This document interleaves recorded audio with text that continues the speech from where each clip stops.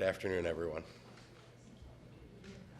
Before we get started, I'd like to share that earlier today I signed a proclamation that all government flags fly at half-staff in honor of Trooper Christopher Lambert, who lost his life in service of protecting the people of the state of Illinois on Saturday. I spoke with his wife, Hallie, on Sunday to express my deepest sympathy for her family and sincerest gratitude for his service. His family remains in our prayers.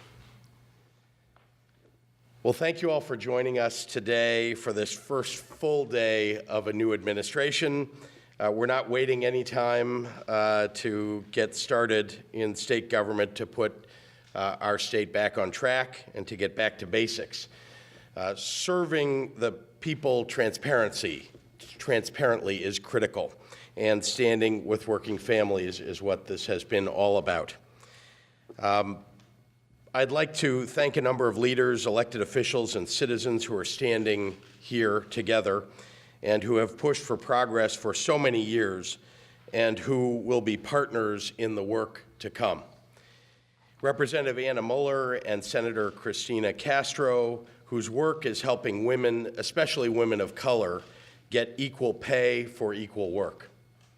Senator Kim Lightford and Representative Will Davis, who have been tireless advocates for working families throughout the state, and the working men and women who are joining us today, and the leaders who are fighting tirelessly for them.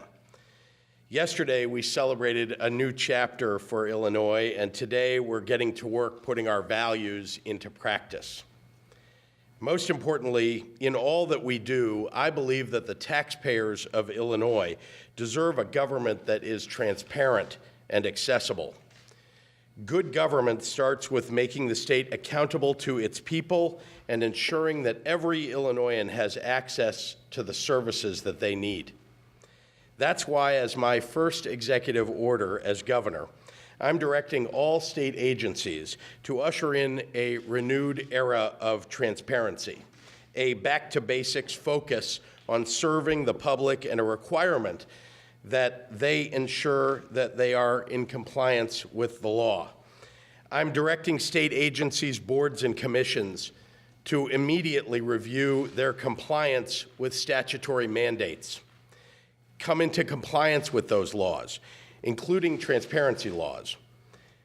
I'm further directing them to release all data that is required to be disclosed under state law, as well as a review of potential voluntary disclosures that would improve transparency and provide plans to address all audit findings of the past 4 years. By shining a light on how the state is and isn't living up to its responsibilities to our citizens, we can start making real improvements in the lives of families all across Illinois. Today, I'm also acting on a promise that I made to the people of Illinois. That is, it's time to put Springfield back on the side of working families. We have a lot of work ahead to realize our vision for a state government that stands with working families, from affordable health care and quality education to a $15 minimum wage. Today, my administration is taking the first steps to move our state forward to have workers' backs. That starts with equal pay for women, who continue to see salaries well below their male counterparts in every industry. Women of color bear the brunt of this disparity. Today, my executive order will ensure that state agencies do not ask female job candidates for their salary histories to prevent artificially low salaries for women from undermining their value as workers. I'm especially grateful for the work of Representative Anna Muller and Senator Christina Castro. They have done amazing work on this issue. Additionally, I'm directing the Department of Labor to take a stronger approach to fighting wage theft and day labor exploitations. For 4 years, these cases have been ignored. Workers stay silent, fearing retribution for speaking out. We cannot ignore their claims against employers who wronged them. Our workers deserve fair treatment and fair pay for a hard day's work. As a result, from now on, the Department of Labor will do more to promptly refer appropriate wage theft and labor exploitation cases to Attorney General Kwame Raoul. This executive order will also restore project labor agreements in the state of Illinois. And as long as I'm governor, state agencies will engage in project labor agreements because we know that that's how we rebuild Illinois, with quality, skilled workers. The right to organize, the ability to negotiate fair pay for hard work, the promise of strong workplace safety standards, workers deserve nothing less. In addition to these executive orders, in a few moments, I'll also sign my first piece of legislation as governor, Senate Bill 203. It protects workers' wages and promotes diversity in companies that have contracts with the state. It also ensures that our Department of Labor will engage in collective bargaining with local labor stakeholders to establish prevailing wage rates. This legislation also requires the Department of Labor to release reports on diversity of workers employed on public works projects and provides recommendations to increase diversity. The work of our state must reflect the people of our state, all of them. I'm grateful to Senator Kim Lightford and to Representative Will Davis for getting this legislation to my desk, and I'm very proud to sign it. Finally, the state will initiate a process to restore the appropriate salary steps to employees whose seniority advancements have been frozen.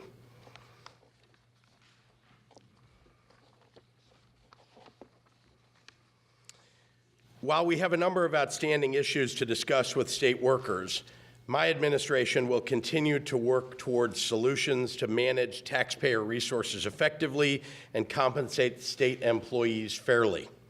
Make no mistake, there is a lot more that we need to do for working families throughout Illinois. Minimum wage, health care, college affordability, strong schools. And I'll be focusing on all of those issues every day of my administration. This is simply a first step of things that we need to do and what I said I would do, put Illinois back on the side of working families. This state is home to the greatest workforce in the world. When we stand up for our workers, we strengthen our entire economy and we attract new jobs. Let's keep fighting for them. I'll take your questions now after I sign these measures.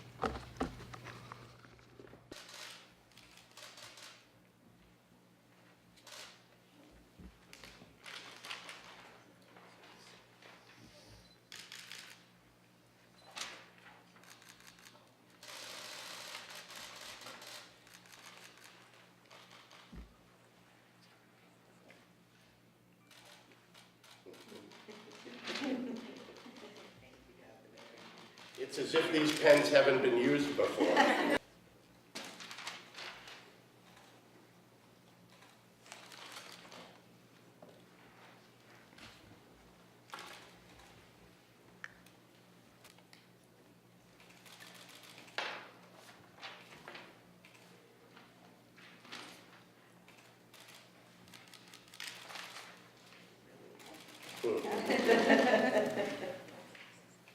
Okay.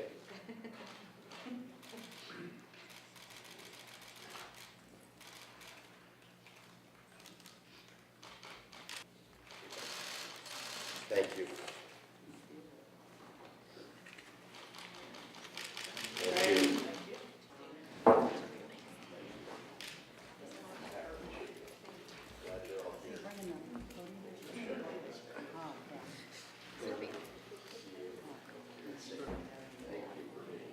Thank you.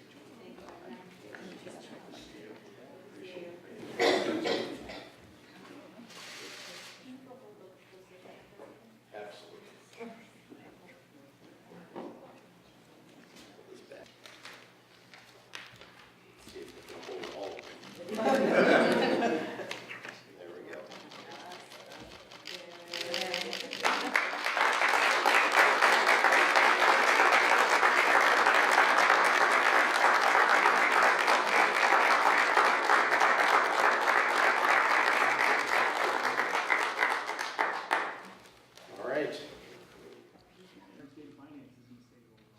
Look, I believe in collective bargaining rights. I believe that we need to stand up for workers in the state. We're obviously going to be entering negotiations at some point in the near future to discuss wages going forward and all of the other issues. But it's very important for us to establish on day one that this is a very different kind of administration and that we're focusing on lifting up working families. Step increases retroactive, and how much will that cost to bring the step increases? We're going to implement them day one, and then we'll be involved in negotiations and discussions with the state workers to make sure that we're living up to the promises that the state has made. Step increases, it's going forward. It's going forward, correct. Two things. One, Governor, I can just imagine a number of people are going to say from the business community, you say you want to build the business and the economy of Illinois and create jobs, and the first thing you do is raise the cost of labor. Is there any provision in the $15 minimum wage proposal you're backing to not have it apply to maybe businesses with less than 50 employees, or are there any cutouts? People like little pizzerias are saying, we can't afford that. We'd have to charge $30 for a pizza. Well, let me be clear that the workers of Illinois deserve a raise, and that it is time for us to begin the process of raising the minimum wage. You know that the bills that have been passed prior have been multi-year functions of increases in the minimum wage. That is the high likelihood. That is how the minimum wage would be phased in as we push it and get it passed in the legislature. As you know, I've also talked about making sure that we're assisting small businesses to make it less damaging or less difficult on them as we make those increases. But everybody deserves this wage. We're not going to leave a worker out because they happen to work for a small business, but we do want to make it easier for small businesses all across the state to implement it. And so I've talked about some of the ways that we might do that. We're going to, of course, speak with the legislature, the representatives of those small businesses, and make sure that we're doing that in the right way. Thanks, Governor. On the transparency issue and auditing, what's an example of how that might be put into action in a way that might resonate with folks outside? Well, as you probably know, there are obligations of state government to report information, data, for example, as well as comply with certain laws that have been passed in prior years that were not followed by the prior administration. We want to make sure we know what all of those issues are and then make sure that we're implementing those. It's very important, for example, in human services for people to know all of the data around, let's say, people who have HIV who may not have been tested as they were required to be tested, and then what the impact of that is, and then making sure that everybody is getting tested if it's a requirement of the law. Those are things that will save money for the state going forward to make sure that we're doing as much prevention as we can or as much treatment early on as we can. Mary Ann? A little bit about last night. Quite a party. Had a lot of fun. You're sitting on the floor, so you may have had more fun than everybody knows.